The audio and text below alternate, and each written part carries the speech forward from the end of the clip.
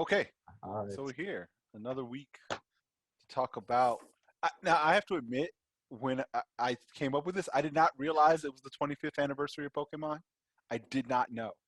Like, I just knew that like Happy Meals William. were being taken from small children, and that was about it. Um, like I didn't know. And Post Malone is doing a concert. Those are things I knew. And then, oh wait, because it's 25th anniversary. So yeah, we're gonna talk about Pokemon, and I looked up a couple things, like my fun facts about Pokemon. One, like the Game Freak was a zine company. Fine, whatever. I think that's fairly common knowledge. The characters in the anime. So Ash in Japan is actually named after the creative lead of Pokemon, Satoshi. Gary is named Shigeru. And I was like, what? So, like, which kind of fits with the entire, like, they wanted to get into games, they wanted to do a Nintendo thing, and they just were kind of following and seeing if they could get the attention of Nintendo and Shigeru-san. And it worked out well for them. Mind you, 5 people quit because they were grinding even back then. So I guess I'll start with you guys. Like, what are your experience, like the first experiences with Pokemon? I remember the cartoon show back when I was a kid. God, it was literally before the games come out in the US, and it was over like a long 3-day weekend. I want to say it was like Martin Luther King Jr. Day was the Monday or whatever. So they did one of the episodes, but they did the SS Anne episode as the first episode they aired. So it was completely out of order. I remember that. And I remember thinking to myself, wait, so when you send out a Pokemon, does like 18 copies of them come out? Because that's the episode where like all the Geodudes like make a circle and attack, and like all the Pikachus like make a tower and like zap Team Rocket. I was there for it, but I was deeply confused by what I was seeing. And that was my first Pokemon experience. Mine was pretty similar. My grandmother actually, while I was at school, would tape over Pokemon episodes on TV. So like I still have so many VHS tapes in the basement with just like the Ponyta episode of the original Pokemon series and so forth and so on. But I mean, I still remember playing my first game. You know, I chose controversial Squirtle as my first Pokemon. It was just, you know, I have really strong sense memories with it tied to that.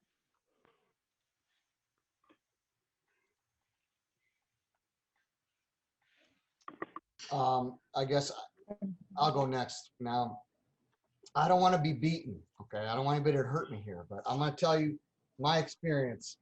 My first experience was on the original Game Boy, okay? Pokemon Yellow. And I liked it. I had it. And then after that, I didn't really follow it. It kind of stuck with me there, kind of the Game Boy Pokemons. And after that, it kind of died out for me. Because I said to myself, I'm like, this is something I could like suck up a lot of money, because I know if I fall into it, I'm gonna go hard. So I was like, okay, let me ease up on it.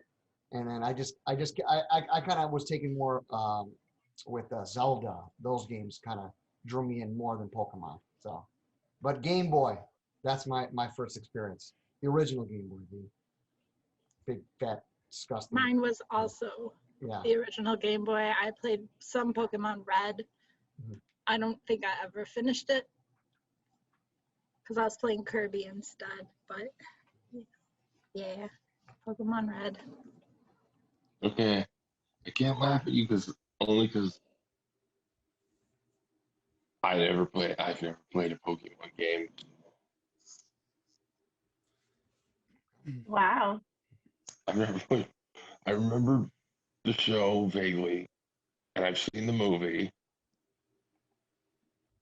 but I've never played any of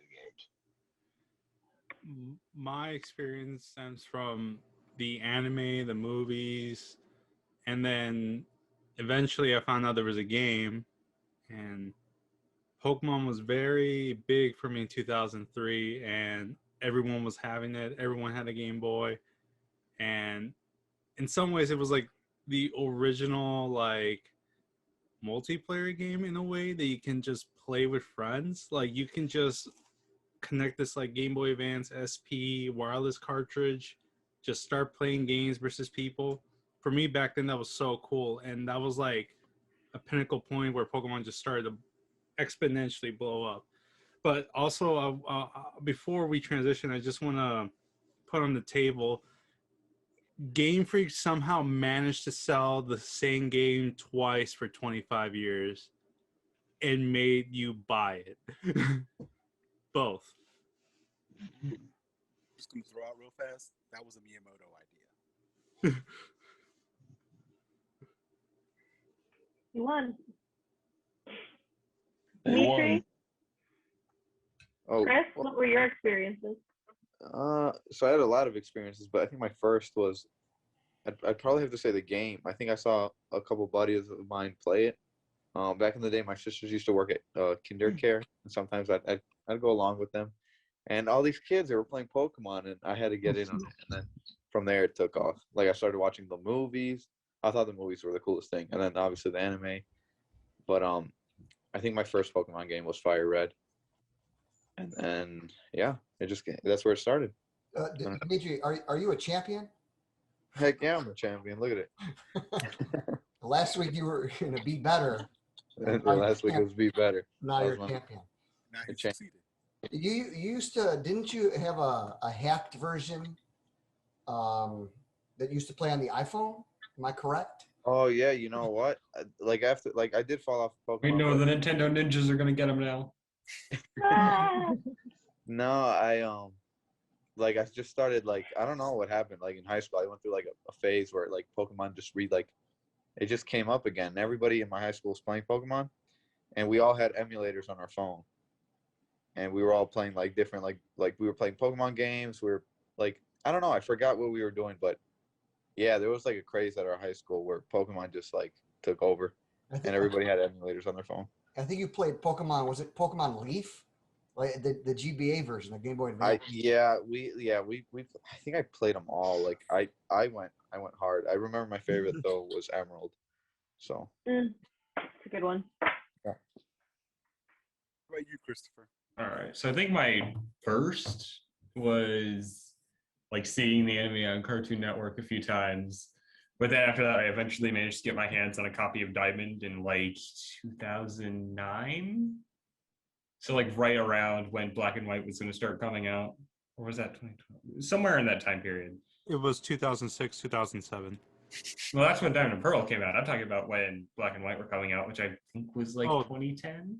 That was 2011? 2010, yeah. Somewhere around there. That's when I got Diamond, and then later I got my hands on White version, and it just kind of kept going from there, back and forth. Good stuff. I think I mentioned this last time, but I honestly the show was something that happened that I don't even remember until much later. I just knew, there's a show about Pokemon, and there's a game called Pokemon, and I didn't play it until probably was 2008. I was going out with a woman and her son, was really into Pokemon, and they were trying to you should try this out. And I was like, okay, I guess. Here's this copy of Final Fantasy X-2. And we did kind of an exchange of Final Fantasy X-2 for Pokemon Sapphire. And yeah, I was like, okay, this is just an RPG. I can play these. I understand that. And I had a lot of friends who oh yeah, why'd you never talk to us about this? We love Pokemon. I had a friend who had played, he played Gen 1 and Gen 2. And he got really into it. Seriously into it, and he was loved breeding Pokemon. And then when the change happened to Gen 3, and he couldn't bring any of those Pokemon over, he's like, I'm done with this.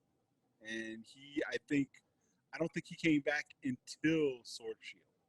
He just totally abandoned it altogether. But I guess it just kind of grew on me. So the second thing I have here is for the people who played it, what keeps you I think Alan earlier just said, like they somehow are selling the same game 2 times for 25 years. Why do you keep coming back? If you do. Okay, so I'll be real with you. I have played every single game. I have never missed a beat. I love the series, but it is a greedy, slovenly mess at this point, and I don't like it anymore. To the point where if they don't turn this boat around and give me a decent Diamond and Pearl remake, which we're all waiting for, we're waiting for it. If that Post Malone doesn't get up there and finish doing his beep boops and bops and sit down and they go, and here's when we're announcing it, I'm going to be PO'd. Because Sword and Shield is the laziest rehash of something we've been waiting for. We still don't have every single Pokemon in the Pokedex. We don't have near the innovation. It's always 2 steps forward, 3 steps back with them. Mega Evolution, great mechanic, it's gone. I can't bring Ekans over. Ekans, everyone loves Ekans. Ridiculous. It's ridiculous at this point that Nintendo and Pokemon, the top media franchise in the world, we're talking billions of dollars getting pulled in a year and we can't get a decent video game, the thing that made it famous. I get so virulently sick when I think about how greedy and pathetic it is that this is the cornerstone of Nintendo's market and they can't do it right. But it's oh, come on. When I think back to when I got a copy of Pokemon Silver and the leaps and bounds it made over Red and Blue, having 2 regions, double-siding the cartridge so they had the maximum of the memory space so they could add in all the new Pokemon. I mean, the technological genius that went on there. And now we have a Switch and an SD-capable system, and I can't get it without paying for like Pokemon Home to store my extra monsters. You're going to charge me 2 times for a game, 2 DLCs, and to store my stuff? It's like, do you want the deed to my house while we're at it? I'm not made of money, Pokemon. And that's my rant. Greedy. The Nintendo Direct hit him hard today. Oh, that was a sloppy mess too. You come out there, you go, oh, as for Zelda news, there's no news? Then why'd you show up? Skyward Sword HD. But yeah, we've been talking Darth Buzz about just came out. Spoilers? Darth Buzz just came out. I mean, I came out hard there. I'm not having it. I just Good. I do agree. It's the story that got me back and like finding times and like doing the little like side quests, and they had like more and more after Elite Four content a little bit. They would add other things, other side quests, and that's honestly the RPG factor is what I kept coming back for. And the little, you make your team, you pack bonds with your sprites because you're human, and that's what you do. You pack bonds with random things. But yeah, I mean, I will say, Let's Go, as some of you on this chat know, really disappointed me. And then I had such high hopes for Sword and Shield, and then that wild area is just Not big enough. well, it's not even that. Like, it's just, what was the point? You took away like the entire machination, the entire map, the structure, the spine of the game system, where you as the player. Yeah. Like, okay, here's another thing too. When you play an RPG, like one of these Mon Catcher ones, where you're bringing in different teammates over time and sort of filling out your roster, it makes sense for you to encounter certain types and certain parameters at certain points in the journey. So you have this sort of like, map almost of when you would encounter it. So you're not going to encounter, something really powerful in the early stages. You have to use a Butterfree to get past Brock, because if you pick Charmander, you need to lean on what's around you. You learn the mechanics that way. But with the wild area, it's like, well, here's basically everything. We're tired of worrying about it. And we're going to get rid of all the HMs, and we're going to get rid of surfing, and we're going to get rid of all the stuff you would have had to backtrack and do Metroidvania-like exploration with, because we're kind of tired of that too. So just go pick up that Pokeball and just move on. Like, here, you already paid $60. Just here, have everything. Don't have a game. Just go do whatever you want. And I, then I taking do out think it's those, appealing because, in a sense, if you have more freedom to pick what you want, like the wild area could have still been easily divided off more, yet still had it to connect areas, to still have different Pokemon in different regions of it. Or Oh, yeah. what they tried to do, which is there are certain Pokemon that are just flat out too strong for you to catch. I don't see why they didn't keep like do more with that concept. Well, Because that would have helped to keep that kind of that balancing and progression.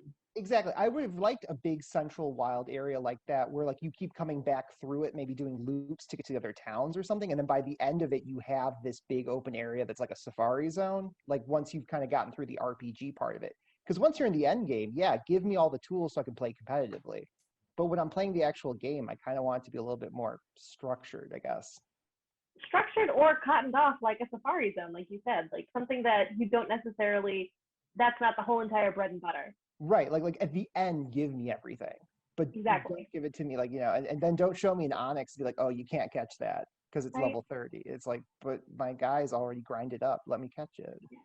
And there was also like oddly, like for a game that is set on a direction, like it's telling you where to go almost constantly, or like blocking you off, there's Psyducks on the road. There wasn't a lot of instruction with the wild zone. Like, Alon, didn't you end up staying in the wild zone and like before you defeated like the second? I can't believe you remember that. Yeah, I was already a level 65 and I didn't get my first badge. I was just like, one, as a person who's been playing Pokemon for many years, never had this kind of thing. And initial response, I was just like, whoa, this is cool. Explore, explore, explore, explore. But like, one, if you explore every section, technically it's like 5 levels up more or 5 to 10 more. And eventually it just stacks and stacks and stacks. And about an hour or two later, your entire team is basically ready to nuke the entire league. And it's only been like the first 2 hours, no bash. I'm like, whoa, like there wasn't much thought into this or something. But like, yeah, go on. Yeah. Like at the same time as I kind of wish, and Buzz, we were talking about this like earlier this week, that they kind of, like if they went back and did like black and white graphics, like the literal Pokemon black and white graphic level, like I'd be fine with that as long as they had learned from this and like evolved their gameplay. Exactly. But the leap to 3D killed them. I think it really screwed them up because the battle animations are really, really limited and they can't support the full like roster of the monsters anymore and giving them in-depth animations. And I kind of wish they had stuck to like, yeah, let's keep kind of fun, cool, like almost Octopath levels of like 2D HD kind of style graphics going on there. And then like that just brings me back. Just like black and white looked so good, and I think it still does. But like if you think of even back to like X and Y, like or Omega Ruby and Alpha Sapphire, it's just weird to look at now. Yeah. Oh yeah. I completely agree. I think that whole transition didn't work well. But the thing is, sometimes it can look really good. Like when you look at Pokken, like the Pokemon fighting game that they made, like those 3D models look really good because they clearly spent a lot of time on just like 20 fighters. And it's kind of like that Coliseum effect where like we all thought Coliseum looked really good because it was just a battle simulator. So it's kind of like they need to draw a line in the sand. And I swear, if Diamond and Pearl comes out and it's just 2D again, that would be like that'd be the cherry on the cake for me. 2D and Be the final the straw entire before the breakup. I guess on that topic though, one interesting thing I've seen is people like slowly going through and redoing Diamond, Pearl, and Platinum in Pokemon Black and White and Black and White 2's tile set. Like taking all like the sprites and environments from the later DS games and porting that back into Diamond, Pearl, Platinum.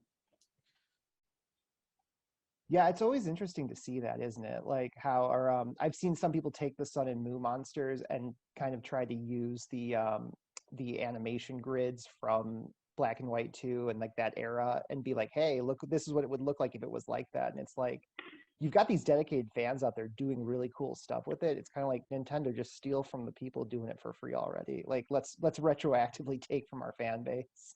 I'm fascinated by the fact it seems like the last time Pokemon fans, and I don't want to say all of them, but they were generally happy with the franchise, was Sun and Moon.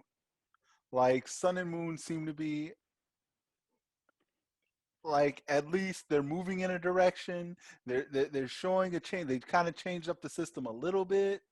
Then they had an Ultra Sun, Ultra Moon. Okay, whatever.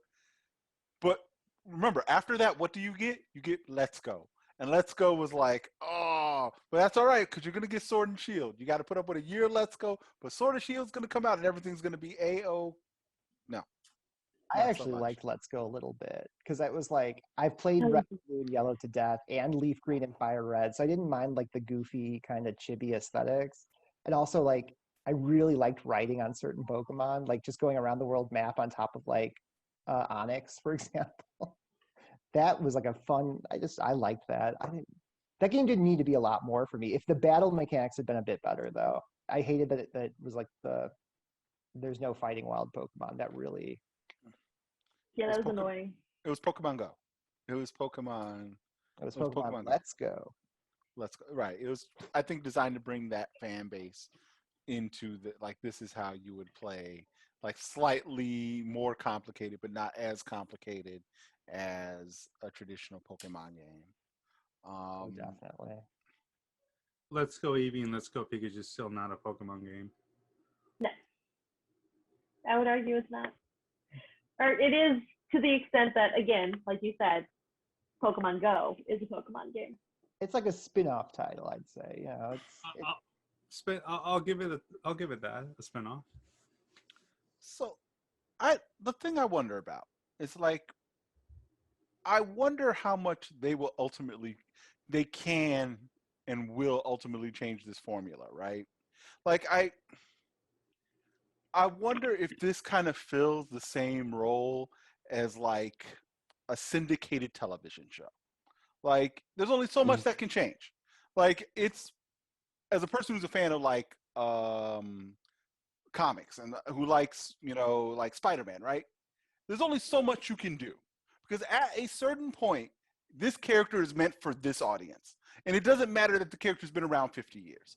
Whatever. It's meant for that audience. And that's the audience it has to appeal to. And we can change, we can evolve it to a certain point, and then we got to get it back to this point so it's ready for this group, for the next age of people in this group. Because it's got to be forever. I guess it doesn't have to be forever, but it's going to be forever. So, I don't know. Like, I don't know if they can, how much they can do with it. But, like, kind of along with that, beyond, like, because my experience is mostly with Pokemon and a little bit of Pokemon Go. Like, what is y'all's experience with stuff like kind of in the Pokemon universe? So I've always really liked the manga series. The Pokemon Adventures is like what it's called in America. That's how you kind of just, when you're talking about it, just call it the Adventure series. And it's written by it's written by one person, drawn by another person. They kind of work in tandem on it, and it's really great though because it's always based solely on the games, and it kind of tries to incorporate those mechanics as part of the story. And I've always really liked that series. I think that's the kind of thing they should be kind of drawing a little bit more from. I think my biggest issue lately with the series isn't like, I don't need them to get rid of gyms. I don't need them to get rid of like an evil organization you fight. Like all those kind of beats always are fun because it's like, what's the iteration going to be this time? That's what I'm here for. Like, I don't need that part to change, but I do need there to be more plot. Like, stop drowning out the content to the point where I'm like, what's going to happen next? I don't care about that part. Like, make it have more like life to it. You know what I mean? Give me another like set piece like Lavender Town's Ghost Tower where you're like, oh, this is a whole tower just for dead Pokemon. Like, that's crazy. I'll never forget this. Yeah, like I don't need them to do a game fully for the generation that has grown up literally playing these games since, what is it, 96? Like I just need them to add a little more meat, to like the bulk of this kind of thing for us to like latch onto. Like steal some other things too, like from the anime, like steal like some, like do some set pieces around like specific Pokemon. Like Sarah and I were joking about this the other day, but like give me a Magikarp festival like part, like a little side quest where it's all about like Magikarp, and then I'll remember something about that Pokemon. Or like, just do weird stuff like that where it's not just the world of Pokemon, because the world of Pokemon feels pretty bland when you think about it. It's like okay, but what does this Pokemon do in your society? Or what is this monster? What's its impact on your ecology or your life? Or like, you know, write some stories about this stuff. Don't make it just be like right? Like it's not every Pokemon just acts like it's like you're like dog on a leash. Like you've got some monsters here that could like destroy a whole town if it wanted to, like do something with it. What's weird where they Or put the they're story. part of the town. Like give us a major city and then have us do a side quest with Tribble. What's weird, Yeah. the places where they put the story and they don't, because you're saying the story, but like I watch on Kotaku, they have, I think every Saturday, they do a Pokemon profile where they talk about where this Pokemon fits. And it's crazy. You have the Pokemon who helped them discover concrete. Like in this world, they did not know what concrete was until this Pokemon came along. Oh, by the way, that's concrete. You should probably use that. Oh, thank you, Pokemon. Like there's story there, but none of it, like when taken as a whole, makes any sense. Individually, all right, I guess this Pokemon does that. All right, that's cool. Oh, this Pokemon steals kids' souls. All right, no, like no, it means nothing. It means nothing in the world. What would it take for me to give the Game Freak to sit there and go, why don't we have a drift limb, like lift a kid off of the ground? You have to go up a tower and pull the kid off the drift limb, and that's how you catch one. Like, and then I go, oh yeah, remember when that ghost Pokemon that's a balloon tried to steal a kid? That was pretty like effed up, right? Never gonna forget that moment. Like, well, that's kind of why I liked those Adventure Pikachu manga books so much, because like it had that kind of like the grittier side of the Pokemon ethos. Like it was interesting, but I was still probably like a 12-year-old sitting in my room reading that stuff. Well, it's a world that's devoid of conflict sometimes too. Like the whole Sword and Shield, I kind of felt like I was in the ride at Disney World where I'm like, all right, hands and feet.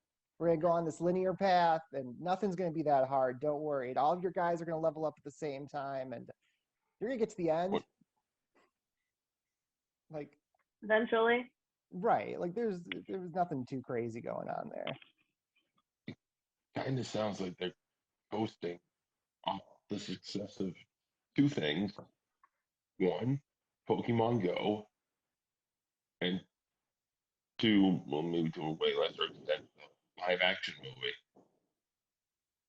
Maybe a little bit. Detective Pikachu was like, I thought that was actually well earned though. I thought that was a good like adaptation. Yeah. I actually just say about rewatched many it. video game movies. Right. Like I thought it was actually like I thought it was legit good. For like a kids movie, I was like, this is entertaining. I was there opening weekend for that, and I enjoyed it. Yeah. And Pokemon Go was good for its time. Like, I mean, is anyone here still playing? Yes. Michelle and I are almost level top tier level friends. Yes, we are close to being top tier level friends on Pokemon Go. Fine. But speaking of Pokemon Go and speaking of Pokemon movie, that kind of makes me wonder a little bit more about, you know, and this is a question that I do not have an answer to yet, but like if you had to choose a single Pokemon to be your Pokemon companion. Oh no, only one. Can we pick two? Your main Pokemon companion. In the movie, they only really have one that comes out with them. Can I have two? But if no, like the Pikachu to your Ash, who would that be? But I want two of them. So, I mean, your option is you can cheat and have Ditto. So then you can have multiple mod. What a Dragonite. Yes. Okay, but the movie has ruined Ditto for me. So moving on from, would Ditto be yours, or would it be Sobble? I mean, I don't know if I don't want it to be Sobble. Only because if it's Sobble, then I can't leave the house. Like you would never see Sobble. Like Sobble would be at home where he'd be safe. Because the world is too cruel for my precious guy. Like my precious special guy. And like if he gets angry, eventually gets mad. He grows up, gets a sniper rifle, and starts doing some things. And I don't want that. Yeah. I don't want that. That was a harsh look for him. It makes sense. You would get pushed around like that. You know, you have to come back hard. That would happen. Michelle, okay, who would be your two, Michelle? Gloom and Piplup. obviously. That makes a lot of sense. Yeah. I really like Gloom, and I really like Piplup, and I want them both. It took me a second to process that. Then I remember what your office space looks like. Remember my brand. That's Part of my Penguin. brand. Penguin. Piplup is the penguin, but I also like Gloom a lot, so. I don't know. I really like Metagross. Like I really just like. I remember, like just the idea of like you really don't have one Pokemon. You have multiple Pokemon who just decided to hang out with each other. Like all the Beldums who are just like, yeah, you know what? This is cool. Let's do this. And now we're super smart. And also, we're gonna totally have you like doing this Elite Four run 16 times because you didn't prepare correctly. So, no. That's the story right there. Yeah. What about you, Alon? Oh, I pointed it out. It's right here. Oh, okay. Oh, so it would be. That would be my my Pikachu. Every time there's a Dratini, I'll do my best to capture it.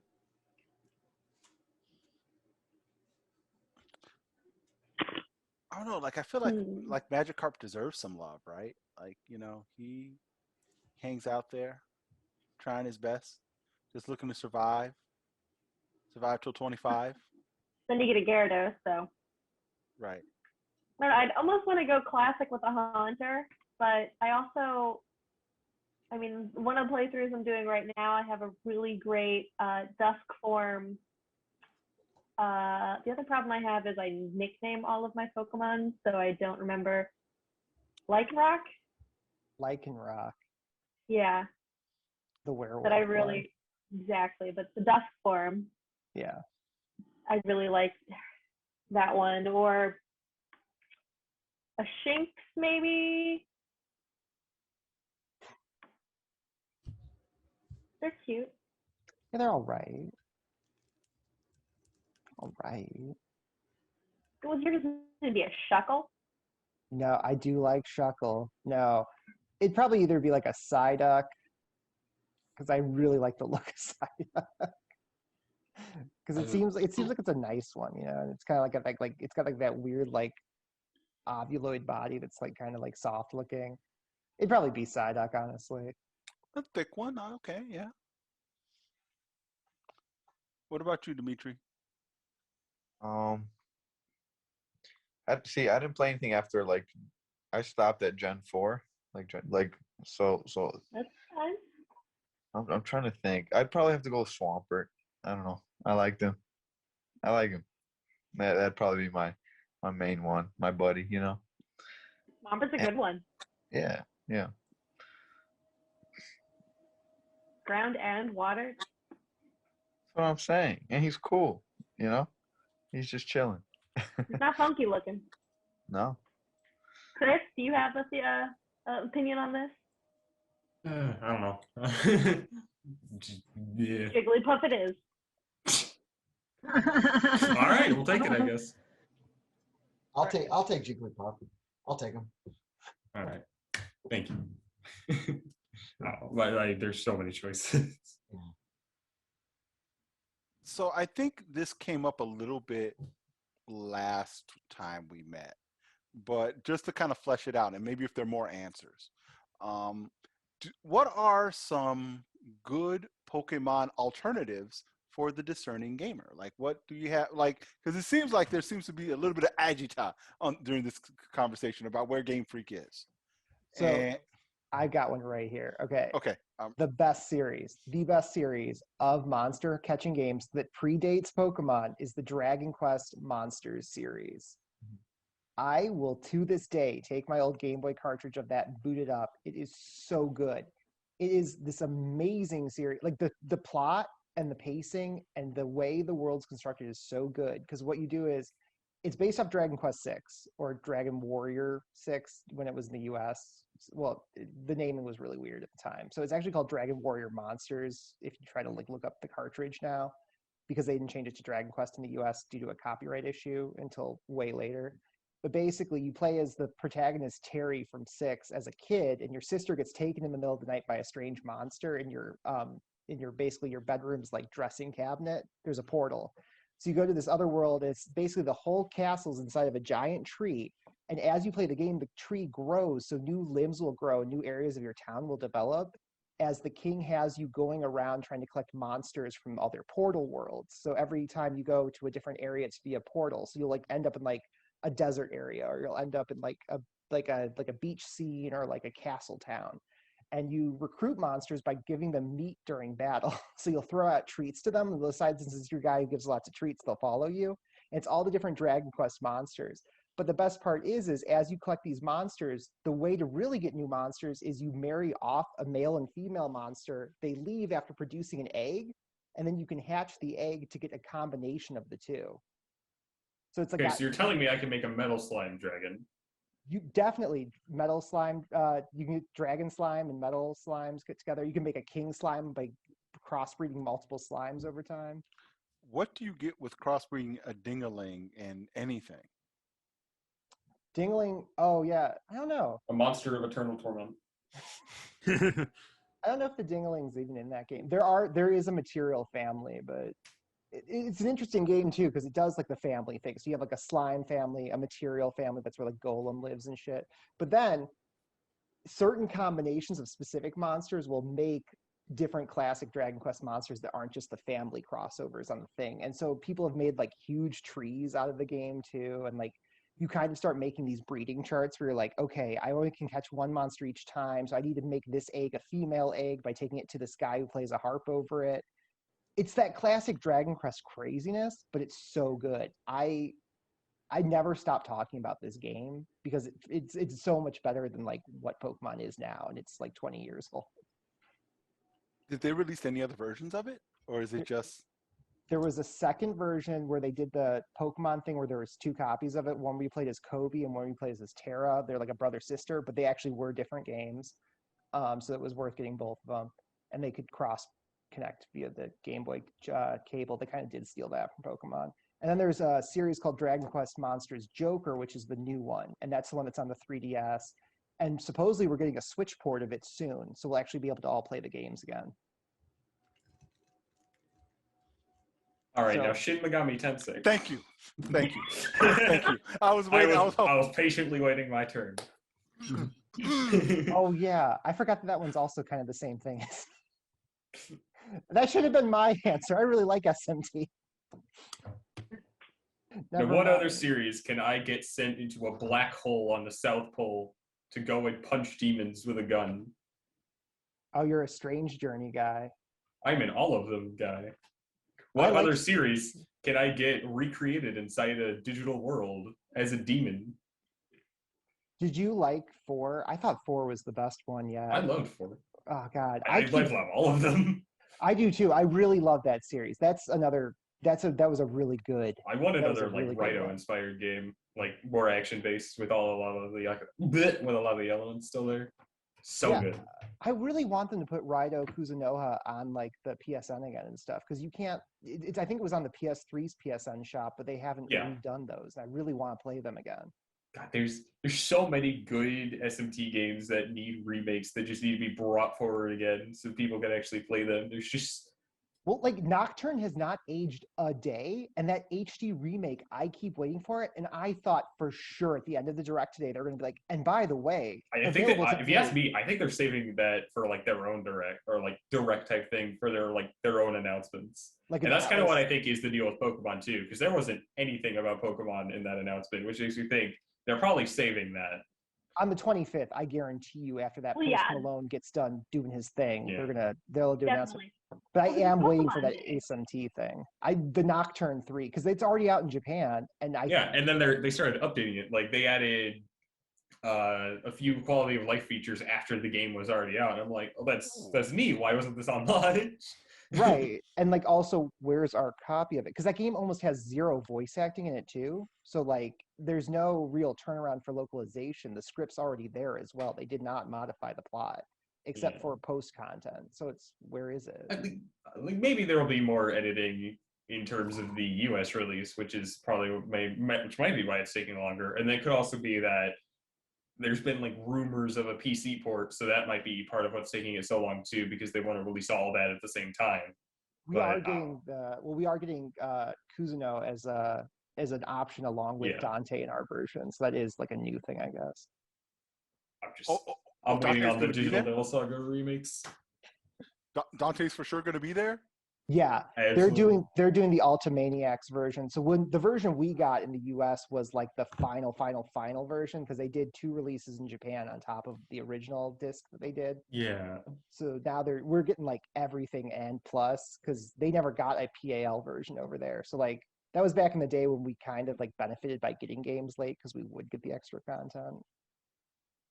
Sometimes, to be fair. I'm really excited for Strikers at the end of this month too, or next week. But it's like, apparently they didn't like take into account Royal's story. So I'm like, wait, so we're just gonna ignore the Better Games plot? Whatever. Oh man. I know I've got a lot of Atlas feelings too, Chris. I understand exactly where you're coming from. Got a lot of feelings. I'm not even that torn on like give me Persona 5 on the Switch. That's not what I want. I want Digital Devil Saga HD. That's what I want. Oh yeah, or give me give me on the eShop. Give me Persona 1 and 2 and the original Shin Megami 1 and 2. The ones you can't get anymore anywhere. Yeah, because like there's already like scripts available that they could use, and I don't think translating SMT 1 and 2 is nearly as much of a struggle for them as Nocturne HD or something like that. SMT 1's like a 15-hour game. Like there's nothing to it. Like, I wouldn't say there's nothing to it. It's a hard game. There's a lot of text, but it's nothing compared to like the amount of text in Nocturne, for example. That's what I'm saying. Like I feel like you could take a team like a quarter of the size that could knock that out. Like that's nothing. Maybe not even like a quarter, probably even less, because it's not like you're updating the game as much either. You already have the like emulation baseline from right. I don't even need like an upgraded port of it. I really just want to play the original again without having to emulate it. And to jump on this bandwagon a little bit, it occurs to me in a development cycle like the one we're in now, like 2020, 2021, where you can't have a lot of like the studio times limited and whatnot. It seems like remasters of this would be a good thing to do because like 60% of the work is done. It's done. You already know the story you're dealing with. You already have a script at this point. Like you just need to gussy it up a little bit. Maybe you want to add some quality of life stuff, like for the modern gamer, and then you're set. And you just send that thing off, and you still can charge $60 for it. Well, like I was grinning like a fool the other week when I was playing the Final Fantasy Legends. Like they basically just released the 3 games in an emulator on the eShop as a package of like the old Game Boy games. They did almost nothing to them, and I was having a blast. And I'm like, yeah, you've got a library like as deep as the Earth's crust. Go down there and pull out some old titles and just throw them up on your eShop. Like, how hard is that? Don't give me DC Supergirls go to the mall in your direct and act like the shovelware is going to put me like in any kind of a good mood. All right, so let's because we're getting close to the end. Let's talk about the Nintendo Direct. So there's a lot of announcements. There's good stuff there. Like I am not gonna Outer Wilds on the Switch, the game of the year 2 years ago. Yeah, that like it deserves love. Wait here. Let me go get in my DeLorean. I can take you back a couple years. You can play almost every one of those games that was announced on your PlayStation. Like you want to go play Apex Legends? You want to play Fall Guys? You want to play Plants versus Zombies, like Battle for Neighborville or whatever? Those have all been out on your PlayStation 4 for a long time. Okay, so like. Oh wait! But there is a Switch. There is a Switch original we can play now. Mario Golf. Don't do this to me. Don't. Okay, so. On that Mario note, apparently Animal Crossing is getting a Mario. Getting some Mario content. See, I just hope they don't do what they're doing with like everything else, and it's like as soon as like March 31st hits, it's like, all right, we're taking your toy away. That was wild. With how infrequent like New Horizons updates were. I can't imagine, but I wouldn't put it past them. Nothing surprises me anymore. We got Stubbs the Zombie as a game that they gave fanfare to. That could have been a tweet, frankly. Okay, hold on. An OG Xbox game. We got an enhanced version of Legend of Mana and Saga Frontier. That Saga Frontier remake looks a little rough, if you ask me. Like, it was looking a little shaky. I mean, it wasn't, I don't think they prepped as much as they could have for that. We got Project Triangle Strategy. Oh, that looks good. Great. Ooh.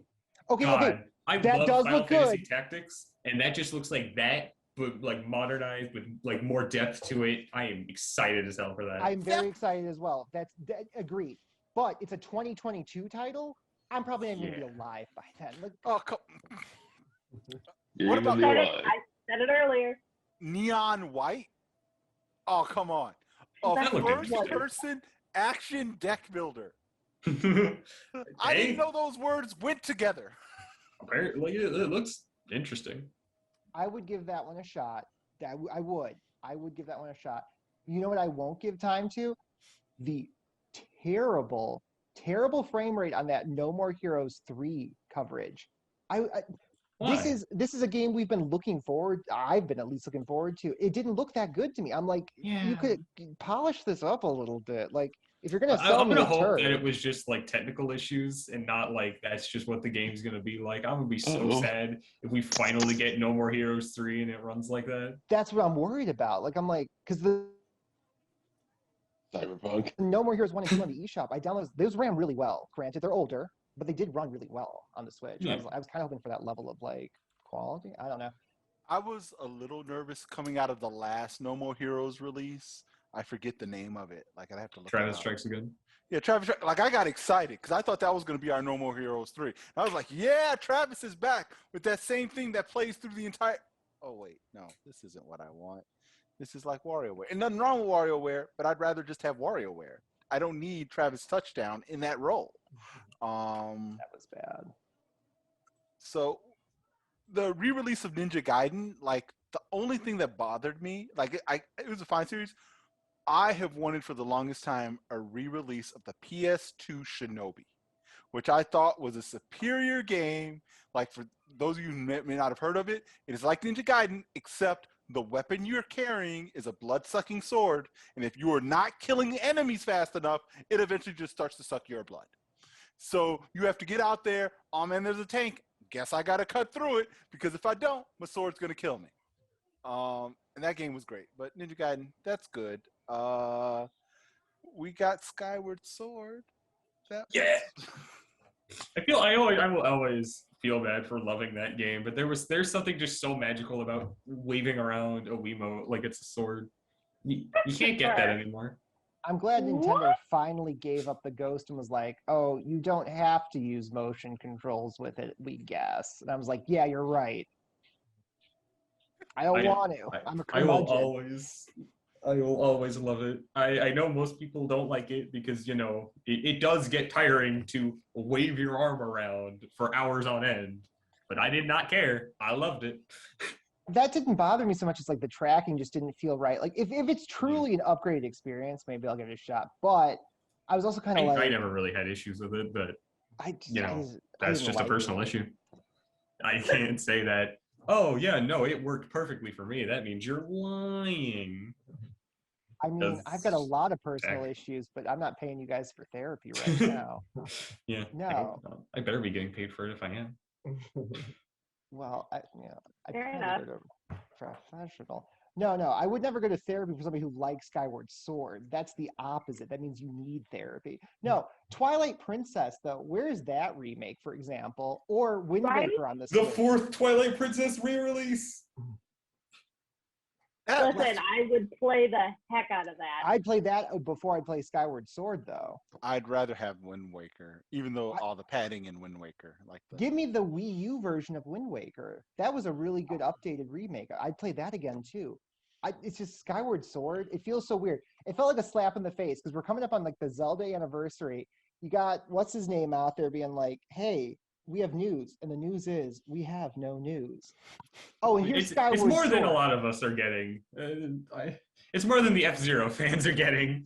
More than the Metroid fans have gotten in years. More than the Here's the thing. Bayonetta 3 fans have gotten. Bayo, At what least is- what is that in terms exactly? of More than the Grand Metroid Theft and Auto fans have Bayonetta, gotten. we know they exist.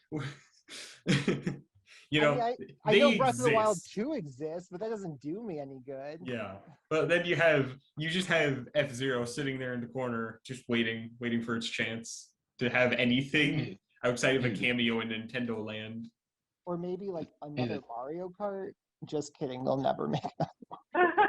It's just gonna be 8 deluxe and deluxe and deluxe. 8 Deluxe Plus.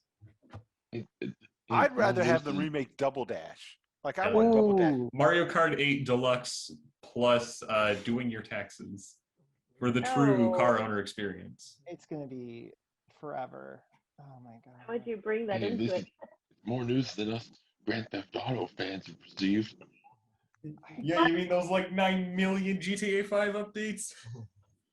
They've been updating that. I was talking about Grand Theft Auto 6. I don't They'll know. stop updating that game when they eventually realize they can make more money by making a new game. And it doesn't seem like that's happening anytime soon. No, the real egregious thing in the whole direct for me was, aside from whether or not you like or don't like what's come out, was the number of times they plugged stuff we already know about, like Monster Hunter, 3D World, Mario got a plug. Bravely Default. Bravely Default 2. You're right. Oh, get ready for an exciting trailer at the end of this. Like, okay, great. I'll go watch a trailer, I guess. But also, oh, and you can pre-order any of these games on the eShop. The number of times they told me to go pre-order an eShop. Why would I pre-order an eShop? It's not going to run out. It's an eShop. I can literally roll up to your eShop any day and be like, okay, here's my credit card. Like, it's not like a physical store. They realize eventually they can give you limited copies on an online eShop. Yeah, I was Don't give them ideas. That'd be the next reach, wouldn't it? Super And Mario. for the first 2,000 pre-orders on our eShop, you get a free DLC or something. That's the greed. The greed will happen. Greedy. Hey, they're a business. They gotta be a little greedy. No, they don't. They make money hand over fist. Oh yeah, true. I how do am we not talk about- excited Go ahead. for Splatoon. I was gonna say Splatoon 3. We get into Yes! Splatoon 3. I was Alright. shocked. Like, because there was that one game there. I think it was Destruction, like the dodgeball game, and I was like, wow. I almost sent out a text that was like, man, this seems like a little bit of the Splatoon with the serial numbers It fight off. did. Oh my god. Like, I'm like, are we not getting any more Splatoon anytime soon?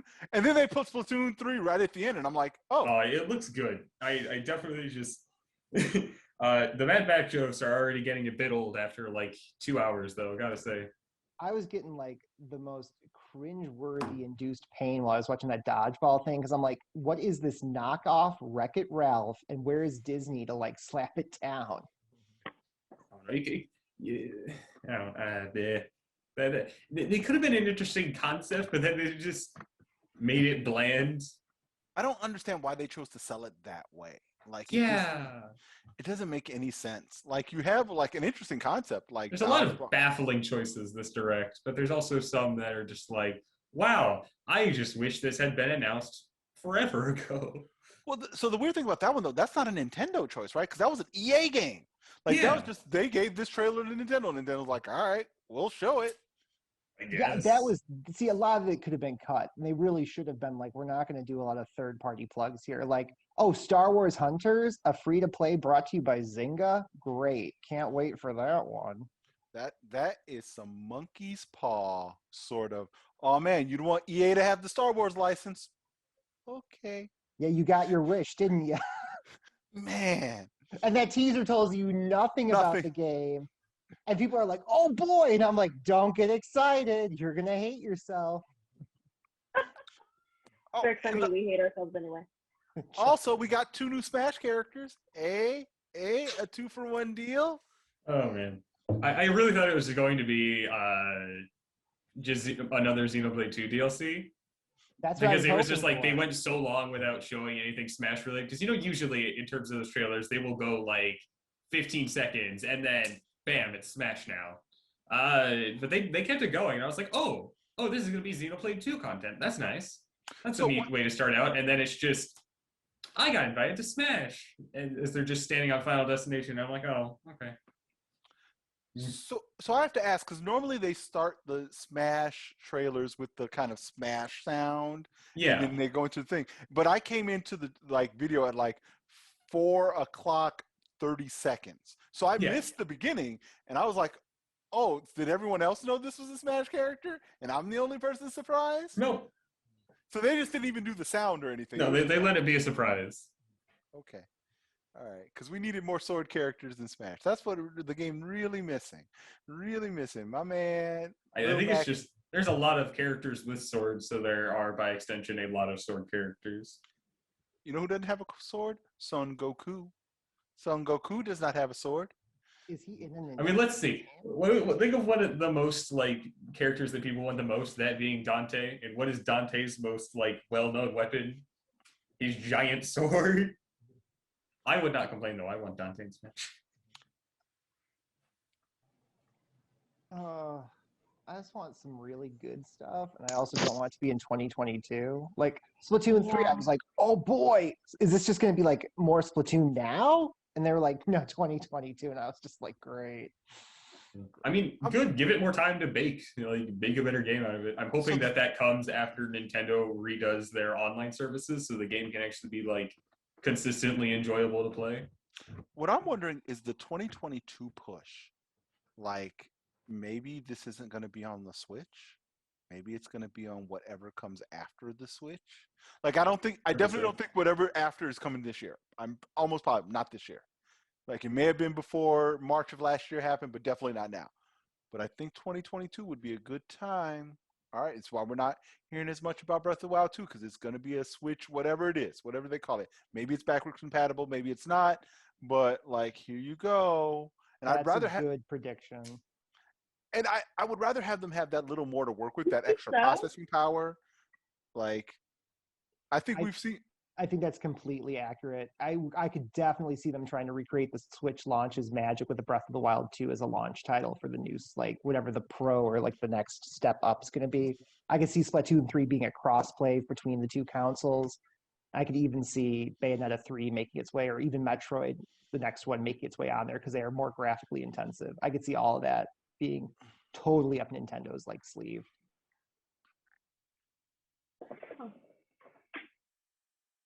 I think that's a very fair prediction. Well, then would they have? That means that they probably just leave Snap for this year, bringing it back to Pokemon. What would keep them from doing a Pokemon release in 2022 with a new console and Breath of the Wild and Bayonetta? Look, my face isn't gonna my jaw is not gonna drop at all if on the 25th they go, so we got Snap coming in April, and then in 2022 you're getting a Diamond and Pearl remake or a new Pokemon game, and then we're all gonna be like, okay, great, whatever.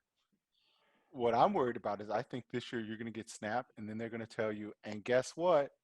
We're gonna do Gen 2. Let's go.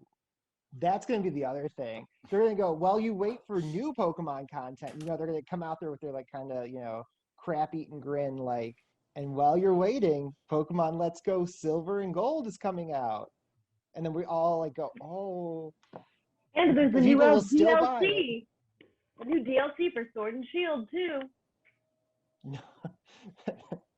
DLC 3, let's go. DLC. Right, well, I have someone waiting on me, so I'm gonna have to. Yeah, we gotta head out because the building's gonna close. Night, everyone. Night. Bye. Night.